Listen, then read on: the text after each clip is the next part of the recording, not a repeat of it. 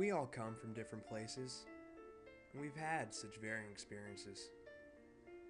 Among all these experiences, we each have something that unites us, that lights the fire within us, that makes life enjoyable, that grabs our attention and makes us ponder. But I ask, if there is something that affects all of us, and is the umbrella that unites our varied experience, what is this thing? What is something that touches all of us, that to which we can all relate? The thing that makes life possible, yet also gets forgotten in daily living.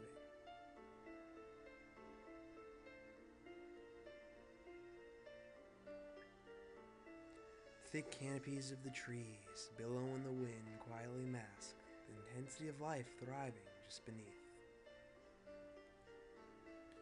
Ridges of sand in the shining sun seem to almost flow in the simmering heat. Slabs of ice, the mouth of the tundra. This is what thrives in the vast glacial cold. A patch of an everlasting and prosaic nature stretches through the flatness of the valley as the grass goes on, alone among the scattered clouds. The blue waves billow for what seems to be forever, flowing gracefully, ever trying, yet never nearing the setting sun.